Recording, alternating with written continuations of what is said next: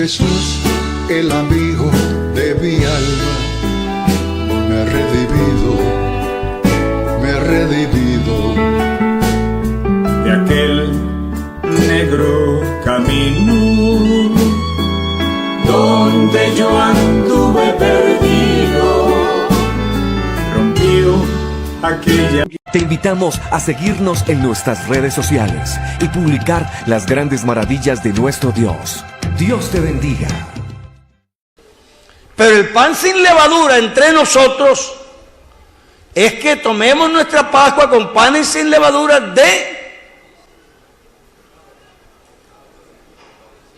¿de qué? Oiga, y ningún pastor me puede ayudar por ahí. Ah, aquí hay uno que... Gracias, hermano. Con panes sin levadura de sinceridad y de verdad. No es la levadura del pan, es la falta de sinceridad y la falta de verdad. Les voy a decir una cosa, hermano. Sí, claro. Y la mentira. La Santa Cena no era Santa Cena. Nosotros que le hemos puesto ese título y que Santa Cena. La Biblia no habla de la Santa Cena. No hay ninguna Santa Cena. Nosotros, para referirnos a ese rito, le pusimos un nombre, la Santa Cena. Está bien.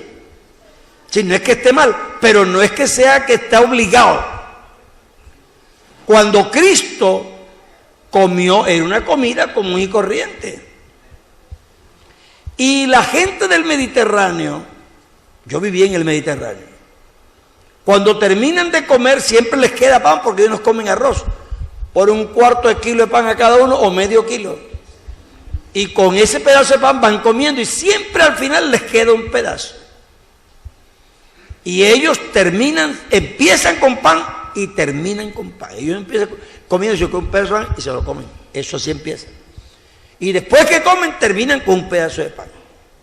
Así que Cristo estaba comiendo con ellos una cena de Pascua. Terminó y el último pedazo de pan que se iba a comer, entonces le pareció bonito hacer el símbolo. Y dijo, así como este pan es mi cuerpo. Y así como yo lo parto, así me van a partir. Y este vino, así es la sangre mía, que se da derramado por todos. Eso fue un simbolismo en la comida. Y los hermanos que hacían la cena en la iglesia cristiana, después de que Cristo murió y resucitó, traían para la iglesia la comida, los calambucos, los calderos, todos a comer. No era ninguna santa cena, traían una comida. Léalo, ahí está en la Biblia. Entonces Pablo los regañó. Y dijo, hermano, pero es que ustedes ya cuando se reúnen para la Santa Cena, cuando ustedes se reúnen para comer el pan y la copa del Señor, esto se ha convertido en un desorden. Porque hay hermanos ricos que traen una danta entera. Y hay hermanos pobres que traen un arenquito. Ni un conejo, un curí. Dice, entonces el uno sale repleto y el otro sale con hambre. ¡Qué vergüenza! No, vayan y coman en su casa, le dijo. Así que la Santa Cena no es ningún rito especial en ese sentido. Se hacía con carne, comida y todo. Así que traían la gente a la casa, a la iglesia, toda la comida. Y las familias comían ahí todos. Era como una comida de comunión, de confraternidad. Porque la Santa Cena lo más que tiene que es de comunión. Y precisamente se estaba convirtiendo en disensión. Porque el pobre hermano hambriento que veía esa lanta que el otro estaba comiendo, Dios mío, se le salía por ahí. No seamos tan rituales, hermanos, que el cristianismo, lo que Cristo más enseñó fue en contra de los ritos. El cristianismo no es una religión ritual. El judaísmo sí. Y por eso, como usted lee la Biblia más en el Antiguo Testamento que el Nuevo, se ha copiado muchos de los ritos del Antiguo Testamento, pero el Nuevo Testamento no está en ritual. La Santa Cena la seguimos haciendo como un símbolo, pero en realidad ellos se quedaban era a comer. Vea, yo cogí una costumbre en la iglesia donde yo era pastor, que el 31 de diciembre yo invitaba a comer a toda la iglesia, yo de mi bolsillo, porque eso sí es una cena santa, en las que todos tengan plata o no tengan, pueden quedarse a comer y podemos ser hermanos. Así que no sea tan ritual. Nosotros tenemos un rito que es la Cena del Señor, que ya se quedó con un pedacito de pan, un poquito de vino, no porque fuera así, sino por la dureza del corazón y la amplitud del estómago.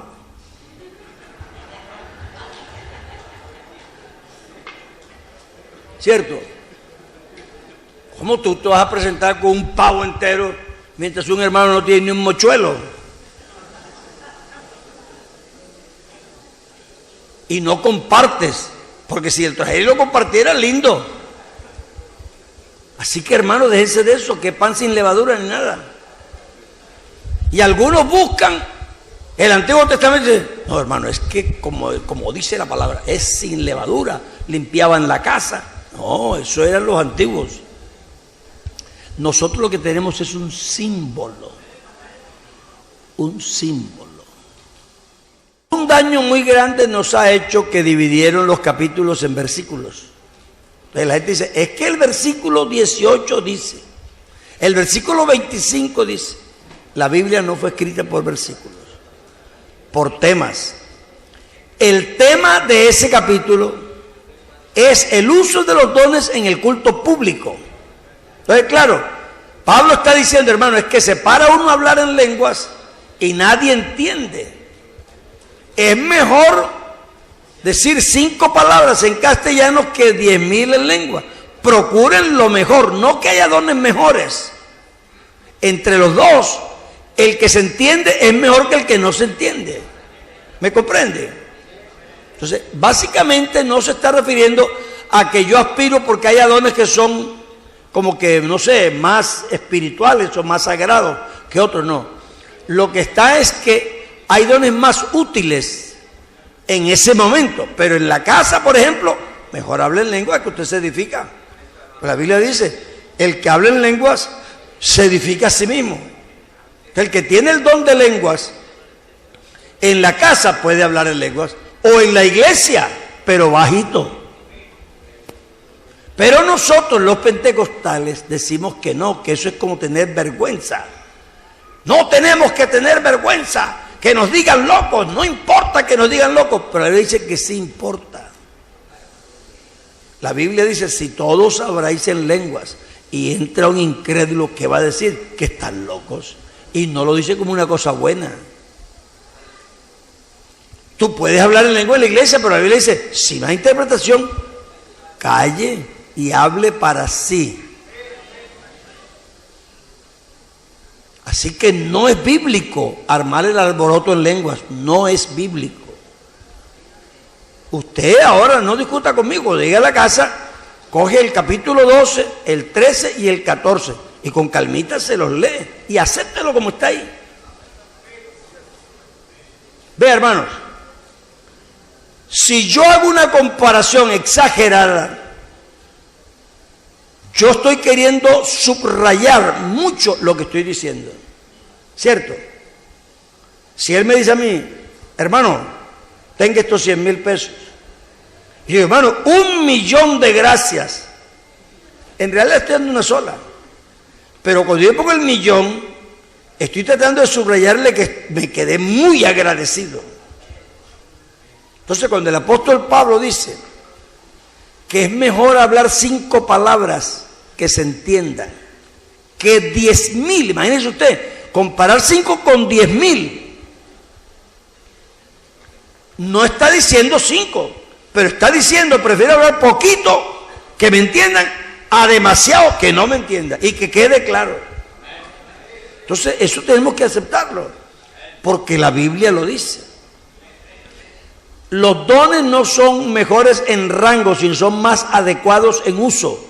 Entonces, cuando ahí está hablando del don mejor, se refiere al don mejor para el culto público. Dice, Pablo está hablando de la profecía y de las lenguas. Dice, hermano, es que si entra una persona, por lo menos si profetiza en castellano, todo el mundo entiende. Entonces, es mejor eso, procuren eso. Procuren mejor hablar en castellano que el otro. Pero no lo saquen del contexto porque a ustedes parece otra cosa. Dice la Biblia, ninguna palabra corrompida salga de vuestra boca, sino la que sea para la buena edificación, no entristezcáis el Espíritu Santo. No tiene nada que ver con hablar de lengua, tiene que ver con la vida. Si yo hablo suciedades en mi casa, el Espíritu Santo es muy sensible y se inhibe. No tiene nada que ver con yo hablar en lengua o no hablar en lengua, no. Entristecer al Espíritu Santo es ofenderlo con mi vida, en la vida diaria, no en el culto, en la vida diaria. Sobre todo, hermano, vea, uno a veces usa palabras muy groseras. Algunas no son groseras en la forma, pero sustancialmente lo son.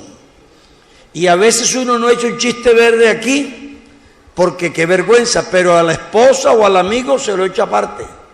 Y el mismo espíritu que oye aquí públicamente, oye allá cuando está aparte. Es igual. No vayas a entristecer el Espíritu Santo. Es decir, el no hablar en lenguas no tiene por qué quitarle al culto ninguna calidad. Si todos cantamos aquí a rabiar con gusto, esto se oye lindo. Es que la Biblia lo que dice es que hable en castellano, no que no hable. No que no tenga un culto vivaz, no que no tenga un culto fogoso, sino que no hable en lenguas, sino para dar un mensaje o para edificarse usted. Eso lo dice la Biblia. Entonces, nosotros hemos promovido hablar en lenguas para todo el mundo y los cultos son así. Y como dije antes, muy difícilmente lo vamos a cambiar eso ya. Pero yo estoy explicando lo que la Biblia dice. Yo estoy seguro que nuestro culto no va a desmejorar. Si todos cantamos en castellanos, estoy feliz, Cristo me salvó. Lo que pasa es que nosotros sí decimos, ajá, y no vamos a hablar en lengua. Yo lo comprendo porque también soy pentecostal. Sí, yo entiendo. No se trata, vea, eso no es un pecado. Aquí no estamos hablando de que eso es un pecado. Es un consejo del apóstol Pablo, de la palabra de Dios. O sea, que mejor hable 5 palabras en buen castellano que 10.000 en lengua. Eso lo dice la Biblia.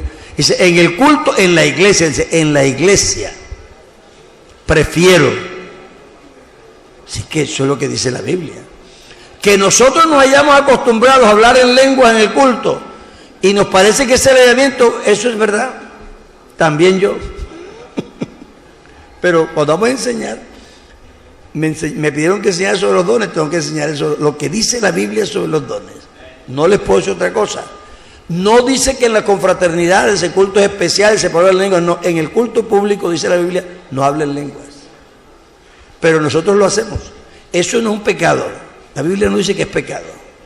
Si nadie se va a condenar por eso ni nada.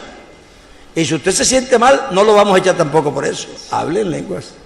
Pero lo que dice la Biblia del orden sería ese, que nosotros hablemos en lenguas para nosotros mismos o en la casa, y que en el culto público hablemos en buen castellano, o si hay un mensaje en lenguas que haya interpretación. Y dice, si habla uno, a lo más 3. Eso dice la Biblia. Es decir, yo tendría que cambiar el capítulo para decirles otra cosa. Hable uno o a lo más 3, y no juntos, sino por orden. Uno primero, otro después, otro después. Claro, para nosotros ese sería un culto muy organizado. Uy, hermanos, eso parece un culto con camisa de fuerza. Pero eso es lo que dice la Biblia, ¿cierto? Entonces, yo sí creo que nosotros debíamos llegar a un nivel de orden en la iglesia. Ya digo, es muy difícil decir a los hermanos que ya no hablen en lengua. Hasta yo a veces predicando se me salen las lenguas hablando. Sí, porque eso, aquí todos somos pentecostales y todos estamos, como que dice, en lo mismo. Pero de todos modos sí debía servirnos para hacer lo más ordenado posible. Tampoco dice la Biblia que es un pecado. No es un pecado. Nadie se va a perder por eso, nadie nada. Ni aquí ningún pastor, menos. Nosotros somos muy pentecostales para ir a poner en disciplina a un hermano porque habló en lenguas. Pero la Biblia sí enseña eso.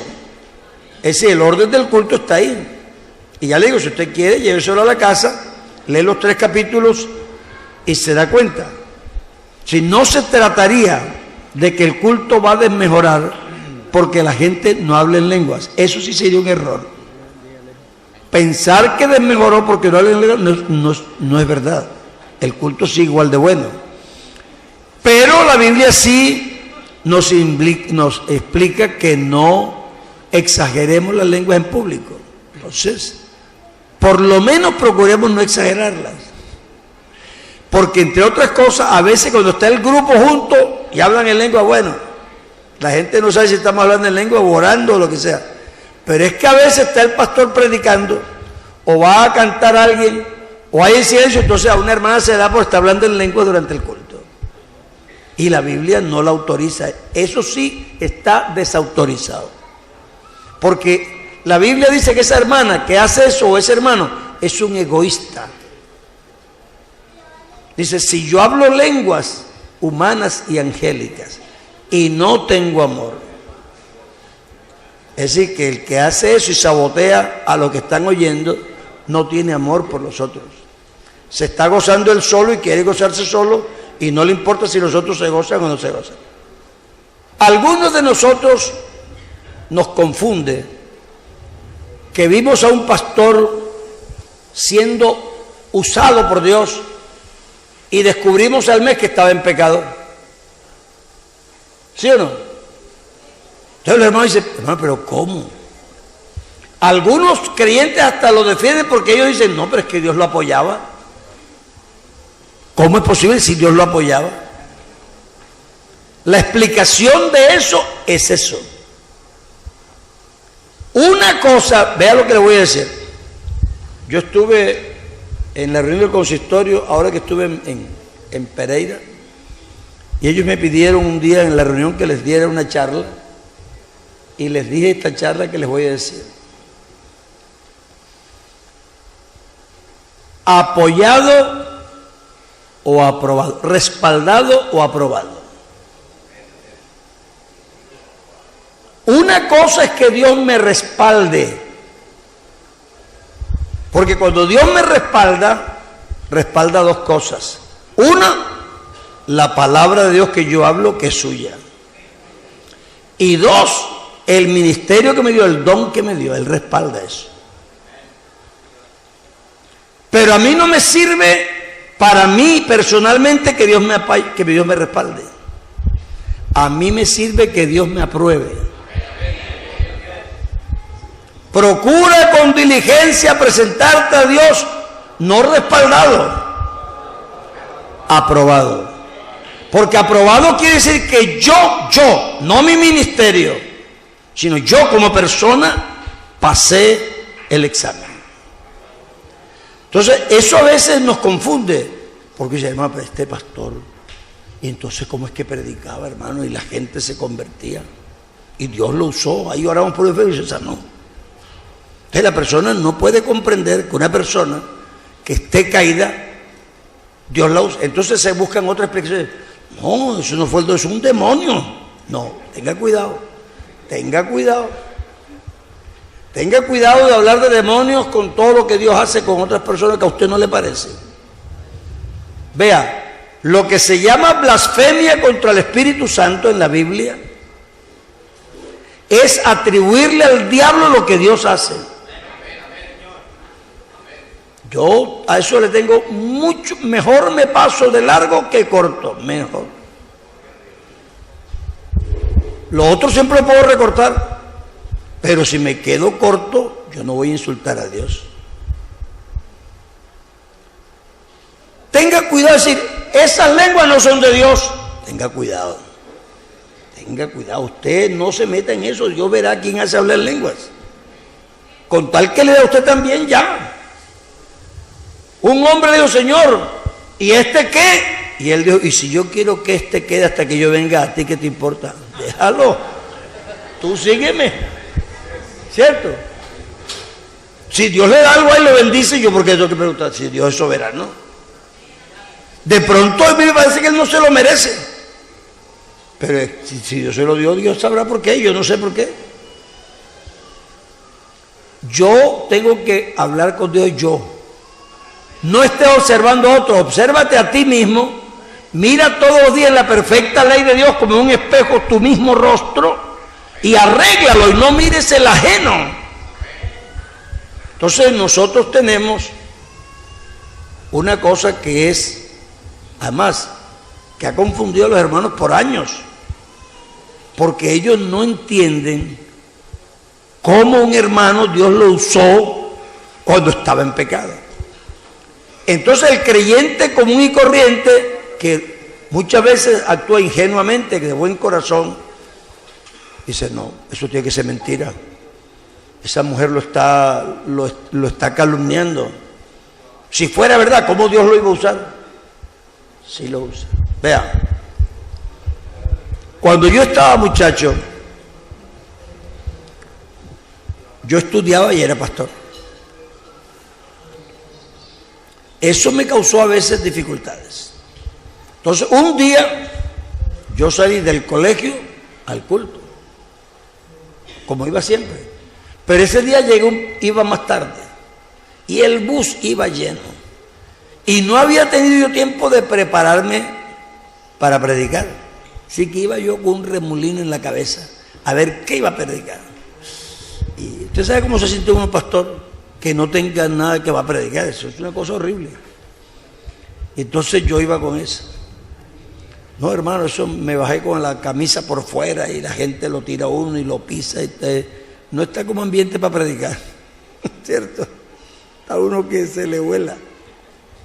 Bueno, de todos modos yo tenía que hacer mi culto. Bueno, yo hice el culto y llegó la predicación. Me salió un sermón malísimo. Dios mío. Es que no encontraba yo por dónde. Le daba por aquí, se me iba. Por aquí, se me iba por allá. Qué desesperación de ver uno que no le cuadra el sermón por ningún lado. Horrible. Bueno, cuando yo vi que había ya predicado como 18 minutos, 20 por ahí, y ya está bien, ya. Esto es un sufrimiento. Vamos a parar esto. Sí, ya.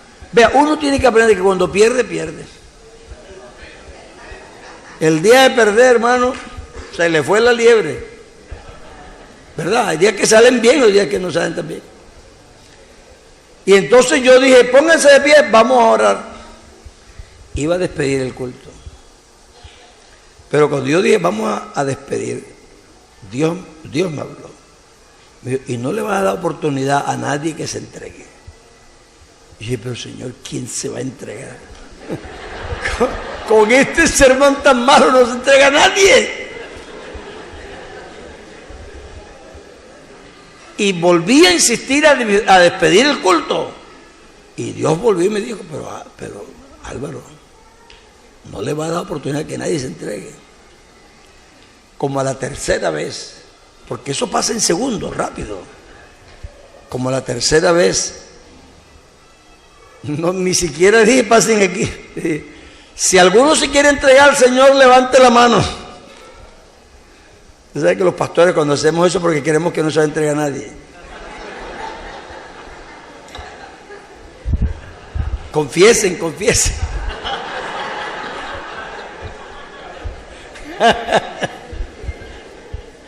Sí, para no hacer el oso. Bueno, si alguno se quiere entregar, levante la mano. Hermano, yo me quedé aterrado. 7 personas se entregaron. Yo le estoy hablando de hace más de 40 años. En esa época, para que se entregara uno, ustedes no saben lo que es eso. Vea, el hermano Larsen predicaba y no invitaba sino como cada 2 meses a la gente. Porque no se entregaba a nadie. Que se me entregaran 7 en un culto. Yo dije, pasen acá. Y oramos. Pero yo me quedé confundido. Pero confundido de verdad, verdad. Donde yo empecé la iglesia, los que conocen Barranquilla, eso es saliendo para Cartagena.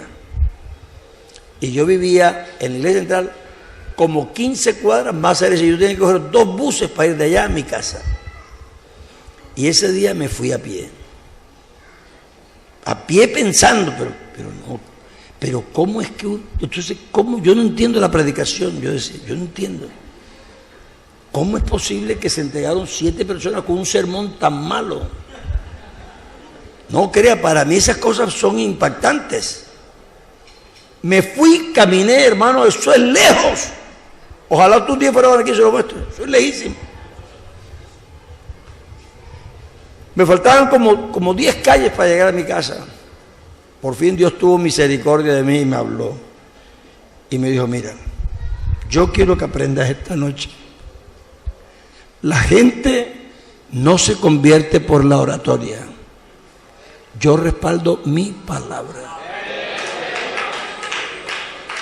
Y hermano, me liberé de la oratoria. Yo predico. Si me emocionó, bien, si no, igual, pero yo sé que la gente se va a entregar. Y los que me han visto predicando saben que es así. Algunos me dicen, es que yo usted no lo comprendo. No, trate de comprender, sino eso no es mío, eso es de Dios. Entonces, uno tiene que entender eso. Que independientemente de la persona, ¿no te ha pasado a ti en la iglesia que hay gente que no es fiel y trae a otros, se convierten en el que traen y ellos nunca se convierten? Esos son los que digo, que son cuervos, que Dios los usa para traer carne, pero son animales inmundos. Eso es un fenómeno que pasa en la iglesia. Y uno a veces, como tiene una mente tan religiosa, dice, no, es que si Dios lo usa tiene que ser un hombre muy consagrado y tal. Y después uno dice, consagrado. No está muy consagrado. Pero es que Dios no lo está respaldando a él. Dios está respaldando el ministerio que dio y la palabra. Lo que yo necesito es que Dios me apruebe. Eso sí necesito. Ser aprobado por Dios. Entonces, un don sí se puede tener y Dios hasta lo puede usar. Pero eso no salva a nadie. El que usted Dios lo use para sanar a una persona no lo va a llevar al cielo. Por eso es que muchos dicen, yo sané enfermo en tu nombre, yo eché demonios. Tú, ni sé quién eres tú, no te conozco. Así dice la Biblia. Así que hermanos, no se engolosine con los dones. Los dones son muy lindos, son muy útiles.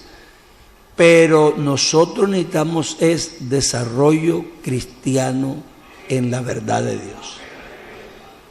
No dejemos, nosotros la Biblia dice, como dice la Biblia, y no impidáis el hablar en lenguas. Aquí nadie va a impedir eso. Nosotros todos somos pentecostales, creemos en hablar en lenguas. Y ya le digo, lo digo yo que a veces hasta predicando se me sale hablar en lenguas. Así que yo no tengo mucho problema hablar en lenguas. Hay personas que sí. Pero igual tengo que decir lo que Dios dice porque esa es la palabra de Dios. Entonces, con todo y que es una gran bendición, tenemos que usarlo como Dios dice. Y si hacemos como Dios dice, Dios nos va a bendecir, nos va a ayudar. Entonces, vamos a ver. Es posible que Dios le muestre o revele a alguien, hermano, algo a un hermano y siempre al pastor.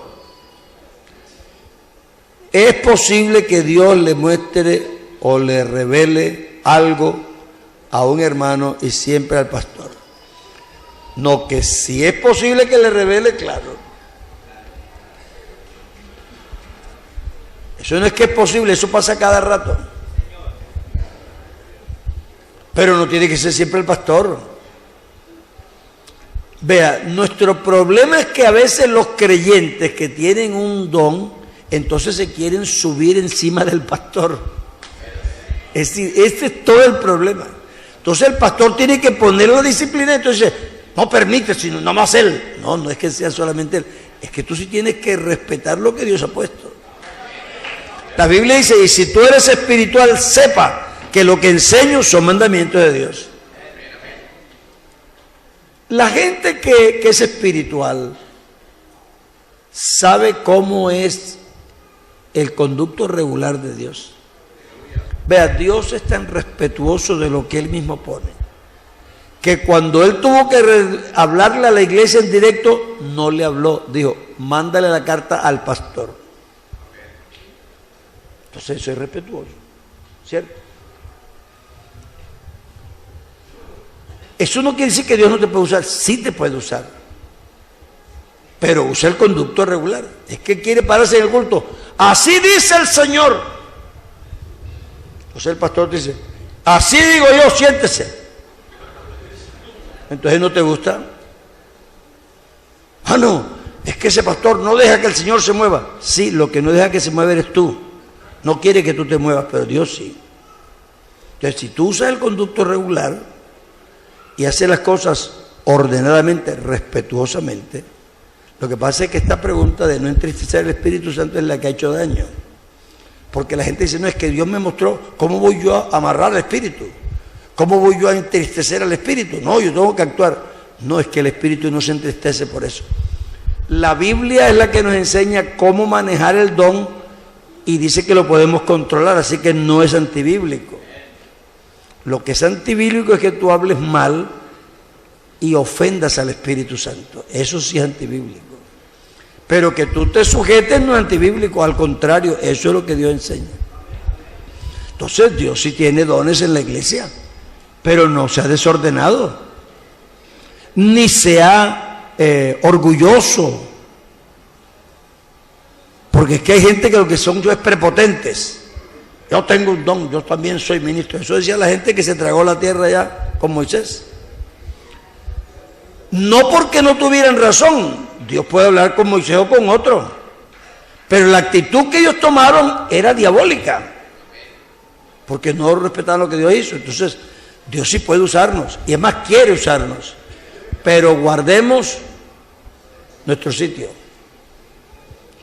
Si tú tienes razón y el pastor no te escucha, y puede pasar, porque el pastor no es un Dios, es un hombre, y en un momento dado puede ser que tú le digas algo, a él no le parezca, pero puede que sea verdad.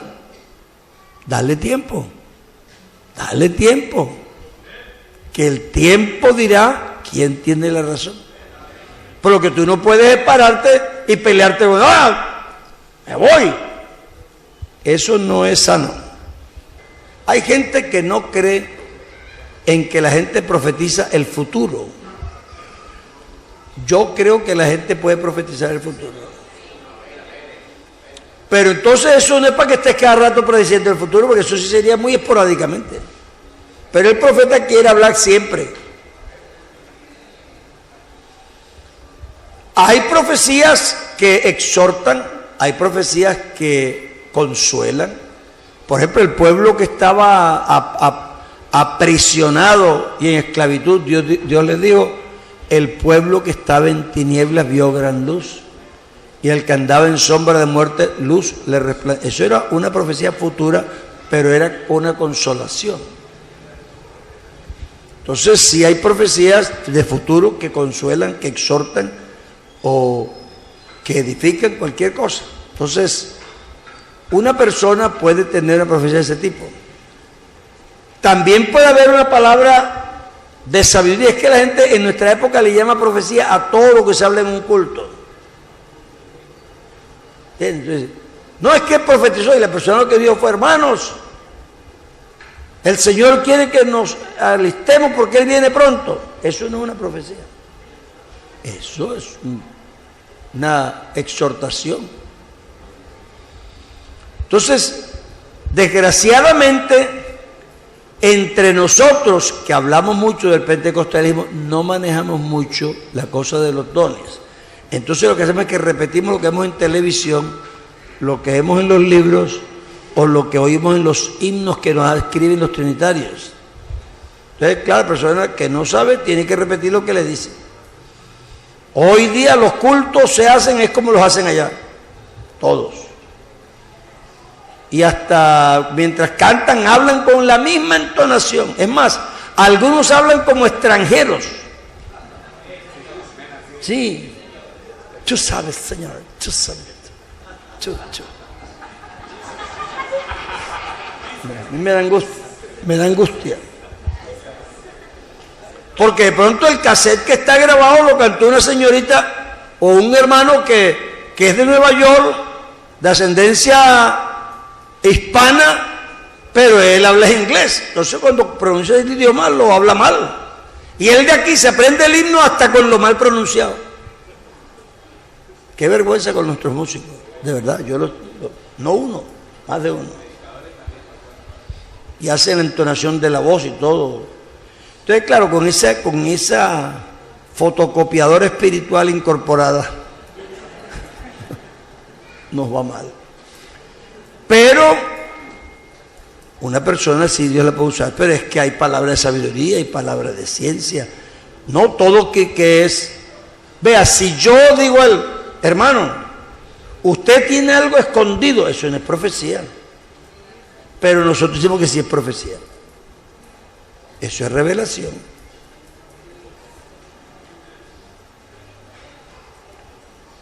Y la gente a todo lo que sea extraordinario hoy día llaman profecía. Según eso, solo existiría un ministerio, el de profeta. Porque él dice, profeta es el ungido. Ya se acabaron todos los ministerios, porque todos somos ungidos. Así que todos somos profetas. Y eso no es verdad. Entonces, cada ministerio es distinto. Pero eso sí puede pasar en un culto, pero es que en un culto unas personas no pueden estar. Hay iglesias que se acaba el culto, entonces se quedan después del culto y que a profetizar. Sí, tuvimos que llamar a un pastor por allá en Bucaramanga que hacía eso. Se quedaba en el culto, entonces, vamos a quedarnos a orar y a profetizar, hermanos. Imagínense.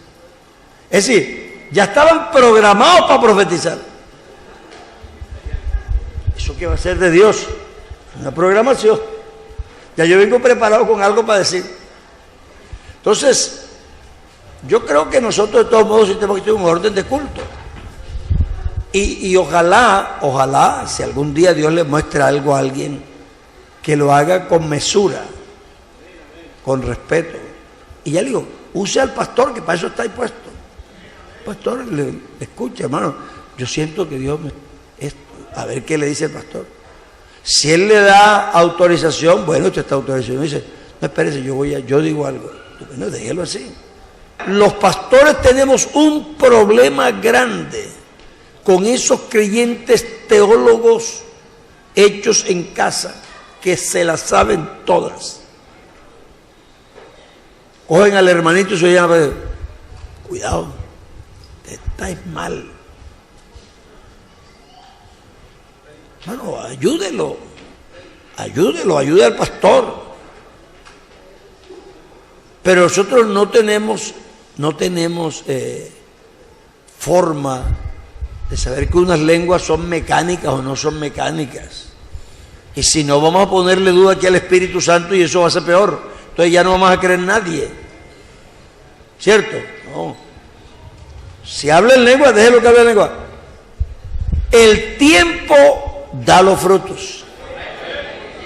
A mí me visitó un pastor colombiano cuando yo era misionero en Valencia. Y oró con un hermano y dijo, recibió el Espíritu Santo. Bueno, yo no lo iba a hablar en lengua, pero me dijo, yo le creí, ¿verdad? Pero el hermano cuando venía el domingo se iba de cacería a matar patos por ahí. Y cuando no había cacería, porque estaba en la vera, entonces iba para un mercado que se llamaba la Plaza Redonda, a cambiar relojes por pájaros, pájaros por no sé qué, camisas por pantalones. Le fascinaba eso. Yo le decía a mi esposo, digo, qué raro este hermano que tiene el Espíritu Santo, pero es que no parece. Bueno, pero yo no dije nada, porque es que vea, matarle la fe a la gente no es nuestro trabajo. No es nuestro trabajo matarle la fe a la gente. Entonces, yo lo soporté ahí. Un año, yo dije, hermano, vamos a hacer un programa este año que todos reciban el Espíritu Santo de aquí a fin de año. Bueno, hermano, listo. Lo que hacemos los pastores. Y empezamos a incentivar a la gente y a hablar. Y eso sí, hermano, pasen al altar. Vamos a buscar. No espere que yo lo llame, sino que cada culto vamos a buscar. A alguien recibe. Bueno, empezamos ahí. Oye, empezó la gente a recibir. Hasta una noche recibieron como 7.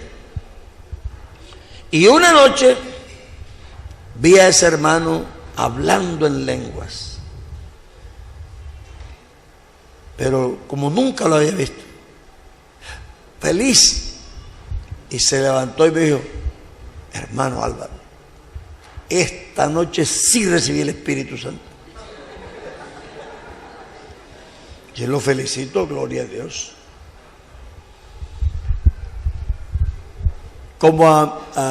Eso fue como el jueves. Y por ahí el viernes o el sábado me encontré con la esposa. Me dice, hermano Álvaro, estoy aterrada. Mi marido vendió la escopeta. Digo, ahora sí recibió el Espíritu Santo. Ahora sí lo recibió. Se andaba con la escopeta, no venía a la escuela dominical porque está matando pájaros por ahí. Entonces hay esos casos, pero espere, ore a Dios, ayuda al hermano. Ore con él, cuando pase usted se le pone al ladito ahí como quien no quiere la cosa. Y ora con él.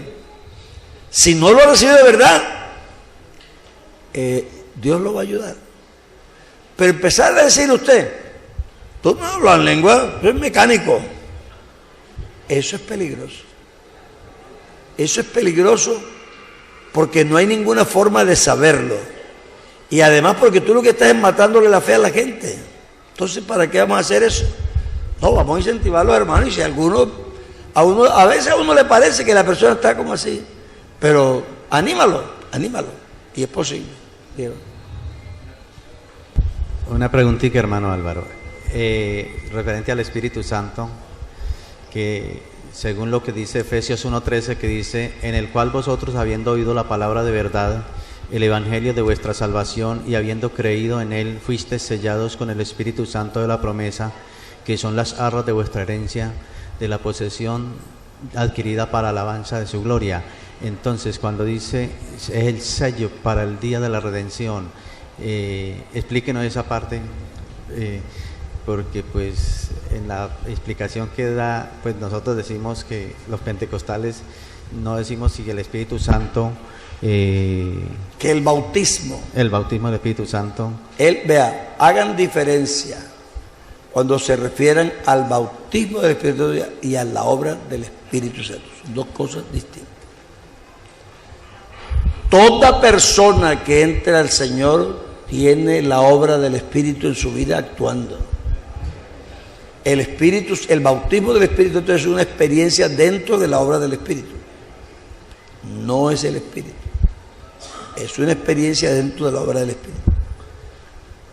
Y cuando habla del sello para el día de la redención.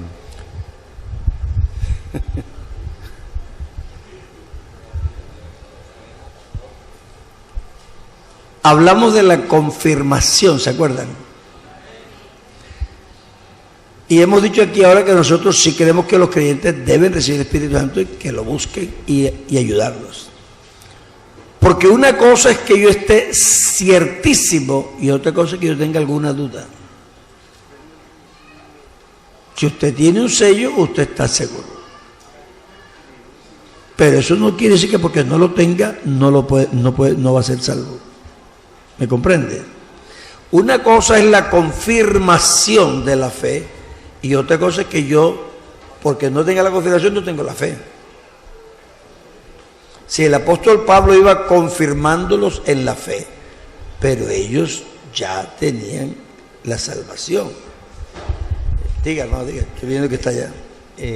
La otra preguntita es, por lo menos, 2 Timoteo 2:19, dice, pero el fundamento de Dios está firme teniendo este sello.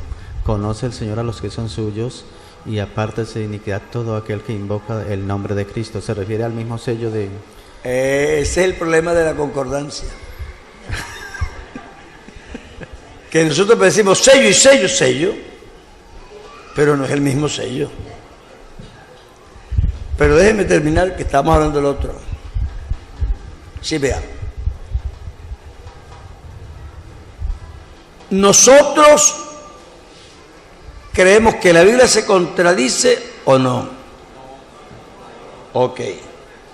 Entonces tenemos que reconciliar la Biblia. Porque si yo cojo un versículo que me parece a mí que dice una cosa, pero lo comparo con otra y es una contradicción. Entonces yo no puedo recomponer la doctrina para que diga lo que yo creo, que lo que yo entendí.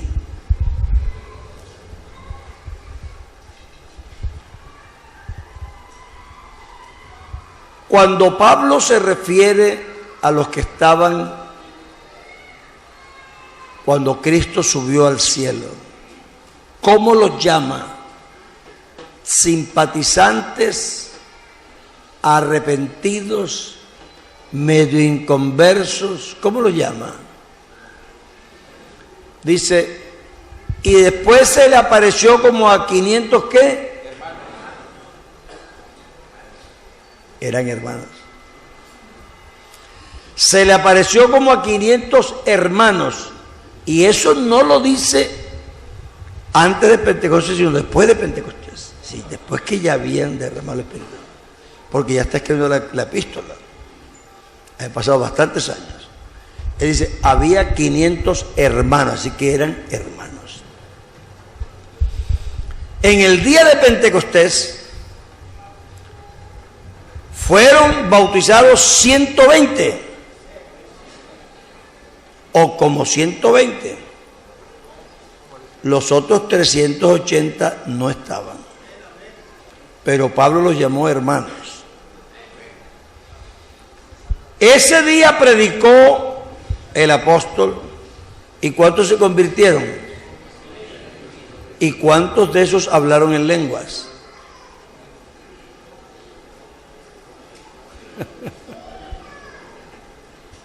No dice que hablaron en lenguas. Pero ¿sabe qué dice? Y fueron bautizados y fueron añadidos a la iglesia.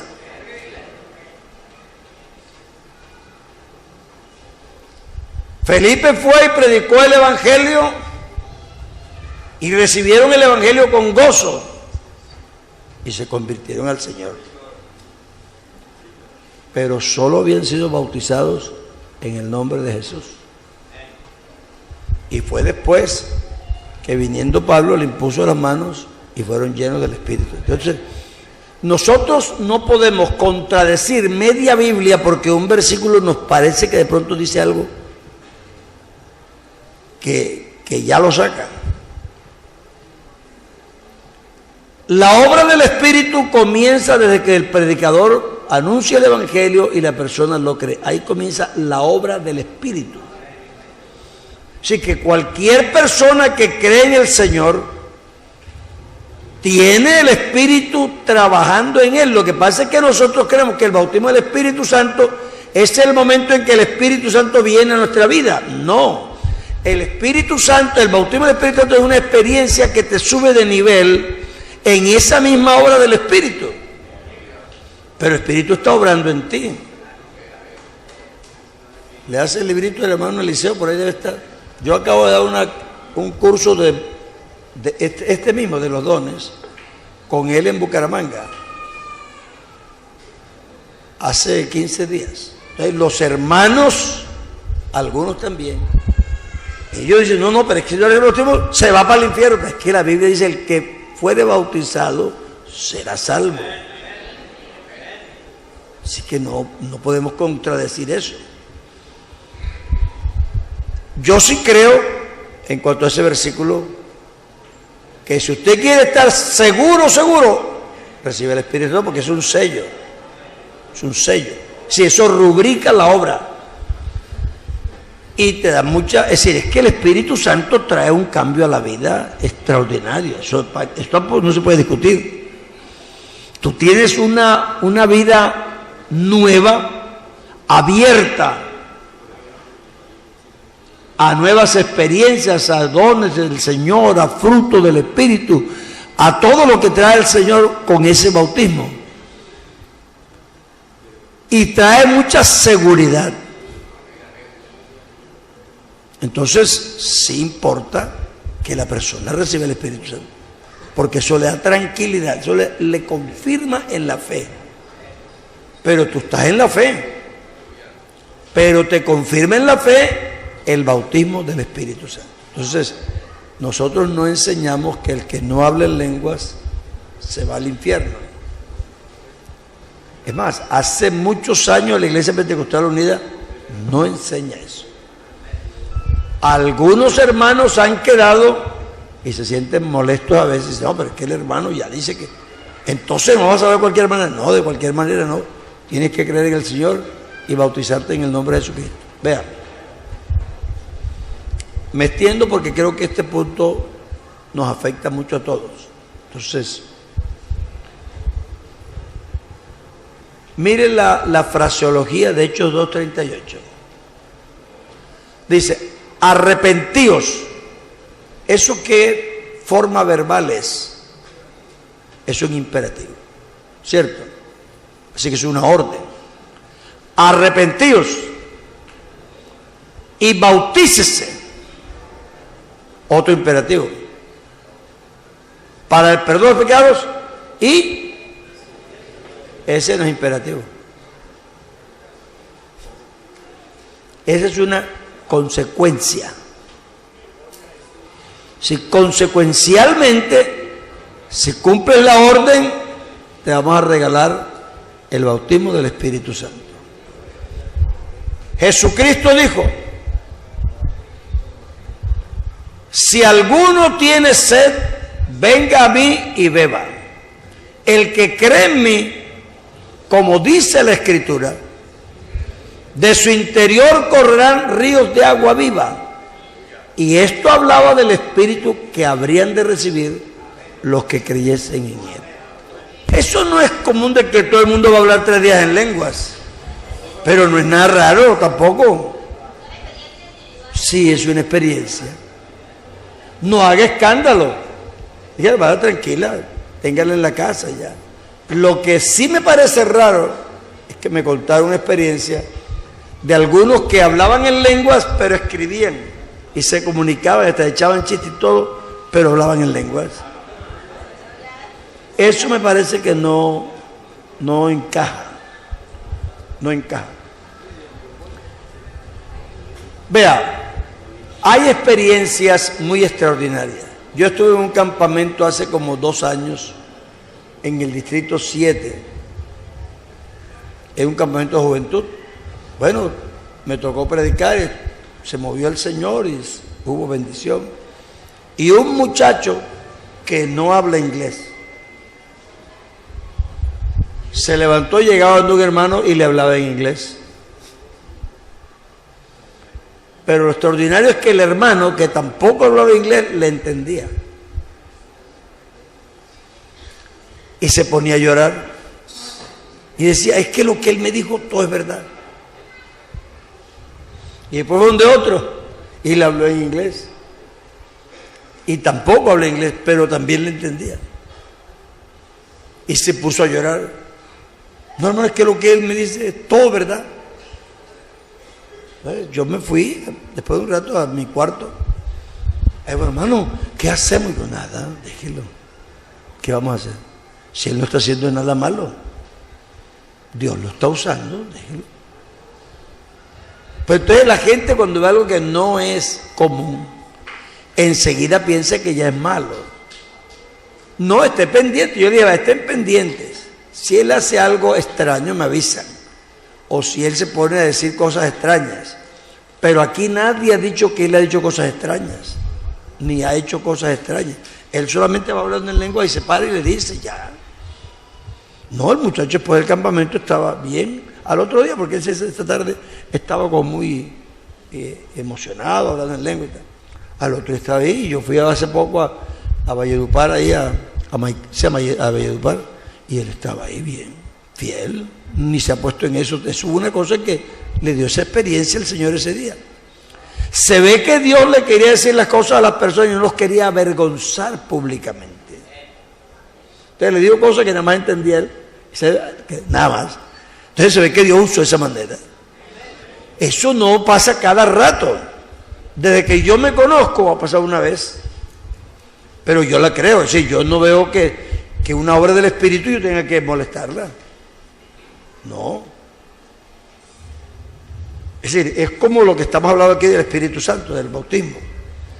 Una cosa es que nosotros entendamos qué sí y qué no para salvarse. Y otra cosa es que nosotros como pastores nos descuidemos de que nuestra iglesia no esté llena del Espíritu Santo. Es otra cosa. Yo creo que todo pastor debe tener una especie de preocupación siempre porque su congregación esté llena del Espíritu Santo. Y uno por eso es que hace programas y va a campamentos y hace vigilias y le incentiva a los... y creo que eso debe ser así. Lo que pasa es que aquí estamos en un foro teológico. En los foros teológicos uno está estudiando doctrina. El A y la B y la C. Pero aquí ninguno debe estar tranquilo que... No, en mi iglesia, gracias a Dios, nadie ha hablado en lenguas. ¿Qué tal? No, eso no. Eso no. Nosotros somos gente que queremos que nuestro pueblo esté lleno de Dios. Y que tenga todo lo que Dios da. Cuando usted se enfrenta a una parábola, usted tiene una figura literaria en la que solamente un punto es importante. Cuando usted tiene una alegoría, todos los puntos son importantes. Cada punto tiene significado. Usted encuentra la alegoría de Sara y Agar. Dice que estas dos mujeres son los dos montes, son los dos pactos. Es decir, que tienen significado las dos. El hijo de la esclava da esclavitud. El hijo de la libre da libertad. Entonces, fíjese usted que en una alegoría cada elemento se le da un significado. En la parábola no. La historia no importa cómo sea, solamente un punto tiene importancia. Entonces, generalmente la parábola se hizo por responder a una pregunta. Entonces, ponga la pregunta, miren la respuesta de la parábola, y lo que responda a la pregunta, eso es lo único que significa la parábola. No podemos coger una parábola y alegorizarla, es decir, darle valor a cada elemento, porque no es así. Entonces, aquí no importa que sean 10, que 5 se fueron, que 5 se quedaron, que tenían aceite, que no tenían aceite. Es una historia compuesta según las necesidades y condiciones de la época, pero que tiene una respuesta para una pregunta, nada más. Igual que la del buen samaritano, que la han explotado tanto. Pero esa parábola lo que habla nada más es de quién es mi prójimo, nada más.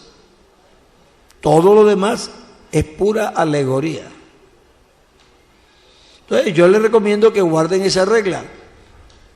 Cuando lean una parábola, regrésense unos versículos arriba a ver dónde está la pregunta que le hicieron al Señor, que Él respondió con esa parábola.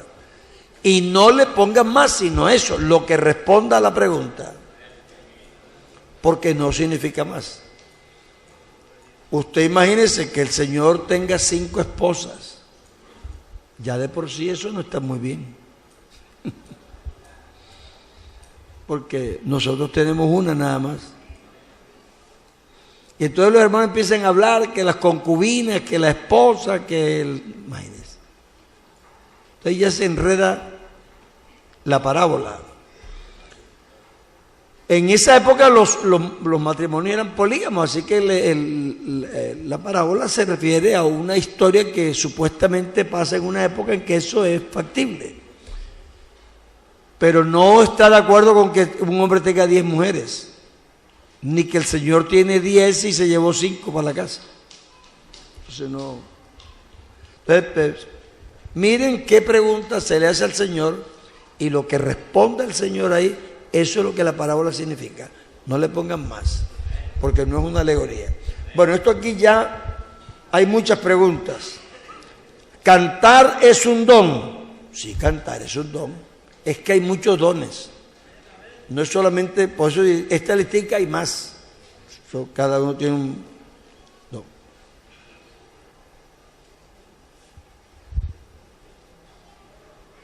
Es que esto sí no tiene nada que ver. Que le cobraba a la esposa, no sé qué. Si es que no podemos, hermano, no pueden colarme preguntas de todo, porque es que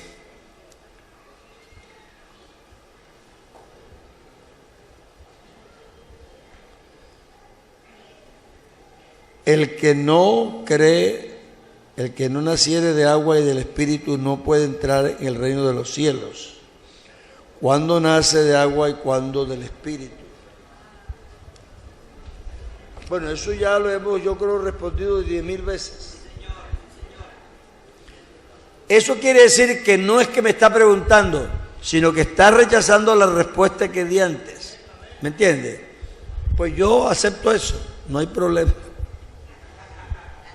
Sí, si esa pregunta está diciendo, hermano, pero, ajá, si no nace de agua y espíritu, yo te dice que sin espíritu pueden ir. Lo que pasa es que nosotros, cada vez que vemos Espíritu Santo, creemos que se refiere al bautismo del Espíritu. Entonces, con esa mentalidad, nosotros nunca vamos a ver otra cosa. ¿Por qué? Porque cada vez que se dice Espíritu Santo, es bautismo del Espíritu.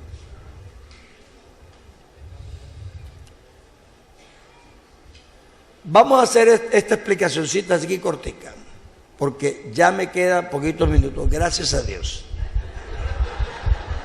Me han hecho sudar petróleo. Vean, si yo me bautizo en agua, ¿qué quiere decir eso?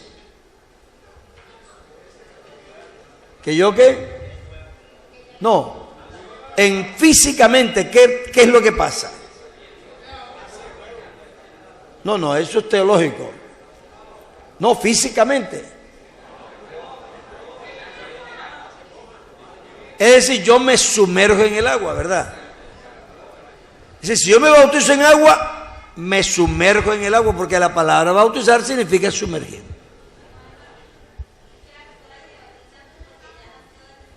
No, espérese.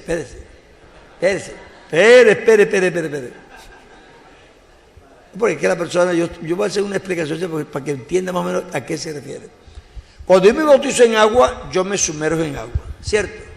Ahora, cuando yo me bautizo en el Espíritu, me sumerjo en el Espíritu, porque aquí en agua, me sumerjo en agua, estoy bautizado. Me sumerjo en el Espíritu, soy bautizado en el Espíritu. Ok.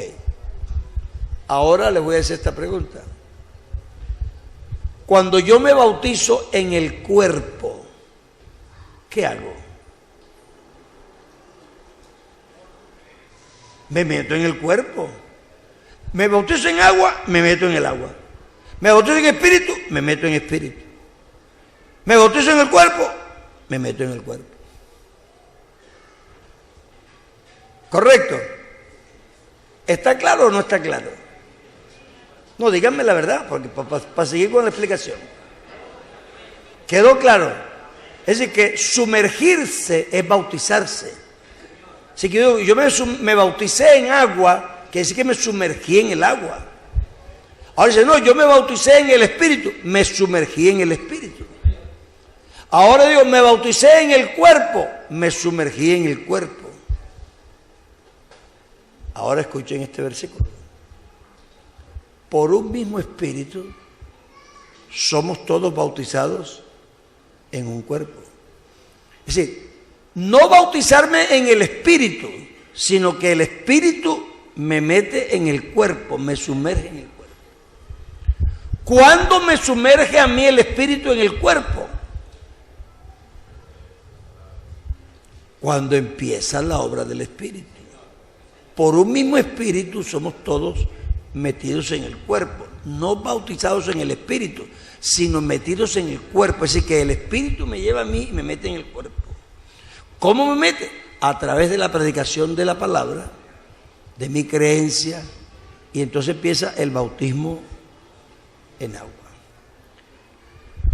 Los que ya pasamos aquí por la bioética,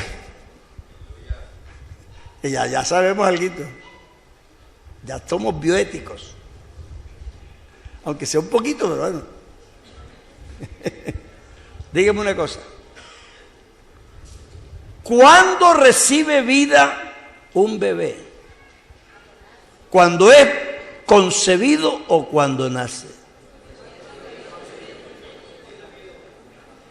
¿Cierto? Y si no, pregúntele a cualquier embarazada. ¿Hay alguna embarazada por aquí? ¿Ya se le mueve? ¿Eso no tiene vida todavía? ¿O sí tiene? Tiene.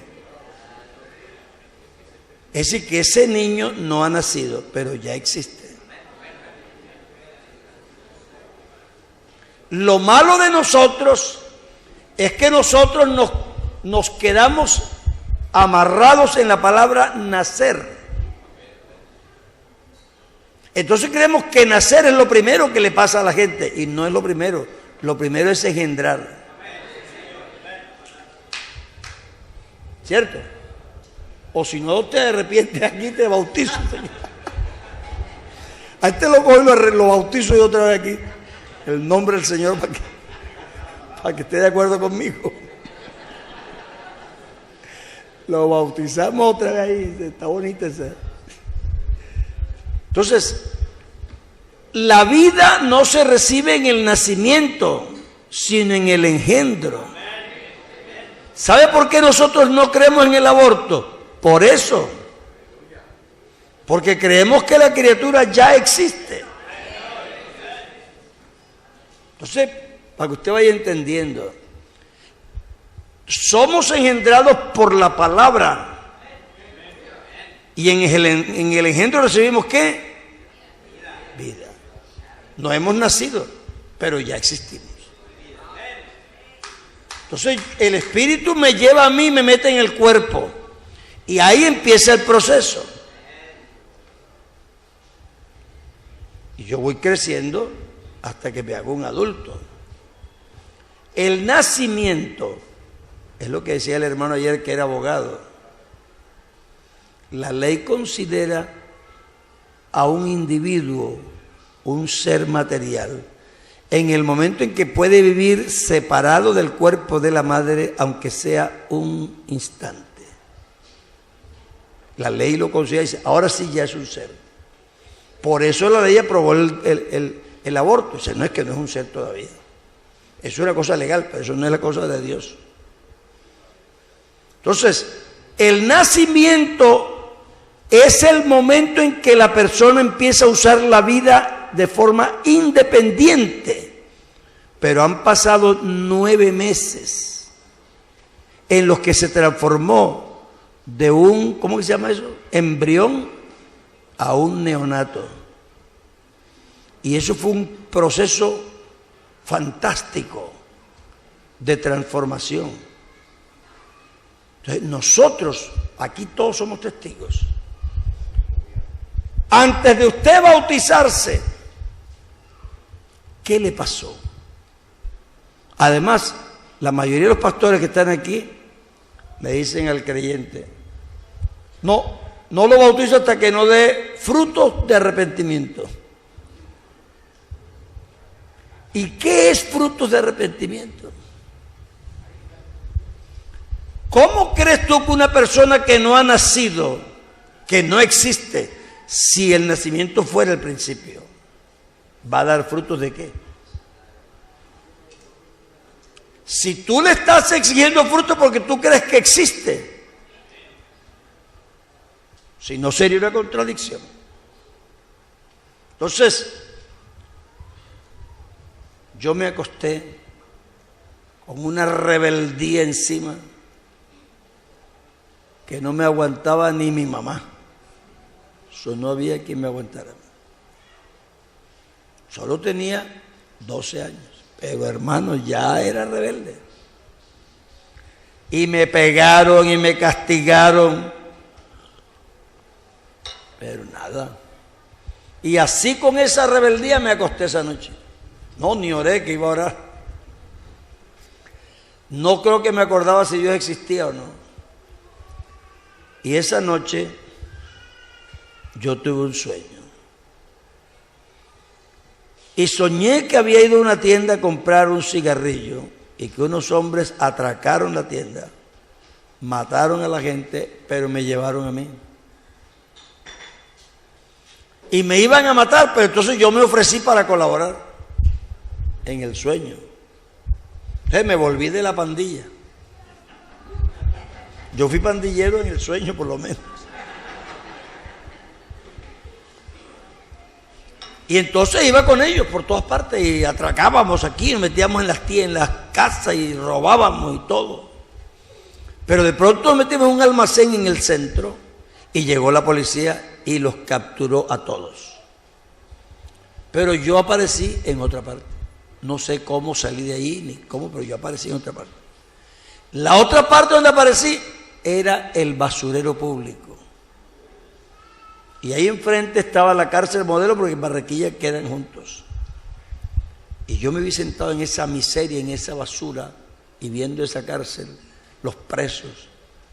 Y yo en mis sueños sabía que yo tenía como una ruina moral, no era física. Yo era pequeño, pero yo entendía eso. Y yo viéndome en esa situación empecé a llorar de angustia, de verme mal. Entonces me desperté y yo estaba llorando de verdad, pero no podía respirar. Y yo sentía que Dios estaba ahí en el cuarto, y yo estaba solo en mi cuarto, era como las 2 de la mañana. Yo sentí que Dios estaba ahí estaba. Y Dios me habló, ya estaba despierto. Y me dijo, esta noche, ¿te arrepientes o aquí terminamos los dos? Digo, espérate, no tan rápido. Espérate, yo me voy a arrepentir enseguida. Me arrodillé y me arrepentí. Ahí lloré hasta que me sentí bien. No sé si fue una media hora, si fue 40 minutos, una hora, eso fue de madrugada, yo no sé. Pero yo sí lloré hasta que me sentí bien. Y me acosté a dormir. Pues yo era un muchacho. Pero hermanos, yo al otro día era otra persona. Otra persona. Es que es como si hubieran metido la mano por aquí, hasta los pies, y me hubieran volteado al revés. Sí, cambiado total. Además, desde entonces hasta el día de hoy, mi mamá nunca tuvo problemas conmigo, más nunca. Y no sé, los amigos desaparecieron, vivían cerca, yo empecé a predicar de tempranito y hasta el día de hoy. Y yo te pregunto a ti, ¿quién me cambió esa noche? El diablo. No, hermano, usted hasta que no se bautice no cambia. A mí me cambiaron antes. Y estoy seguro que casi todos aquí podemos decir lo mismo. No, yo fumaba cigarrillo y de pronto, no sé, se me quitó eso.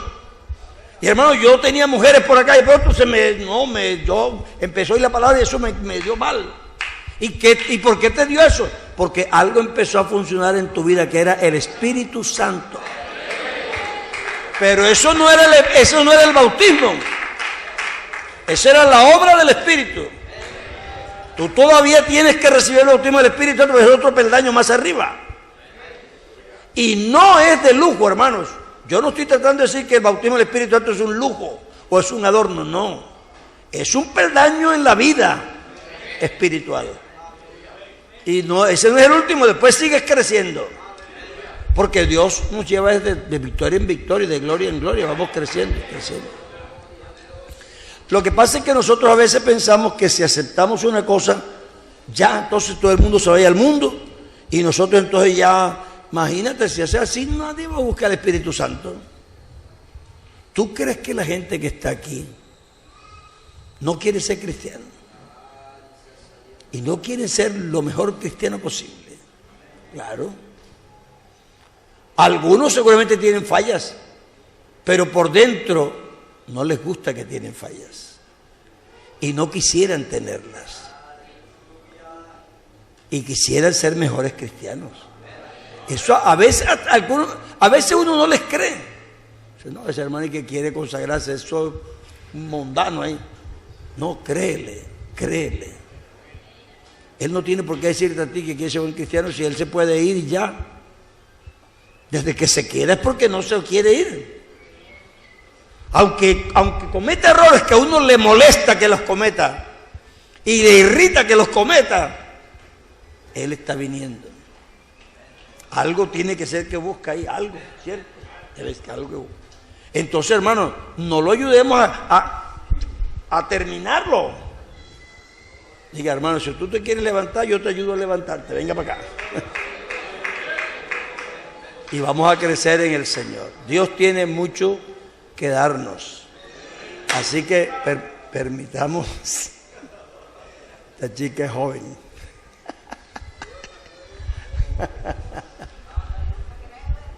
No, es que uno cuando es joven es inquieto.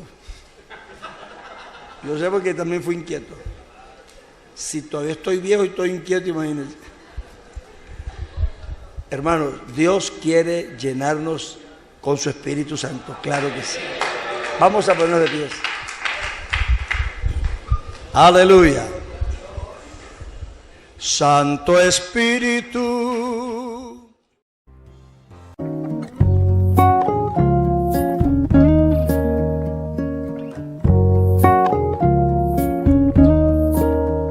Te invitamos a seguirnos en nuestras redes sociales y publicar las grandes maravillas de nuestro Dios. Dios te bendiga.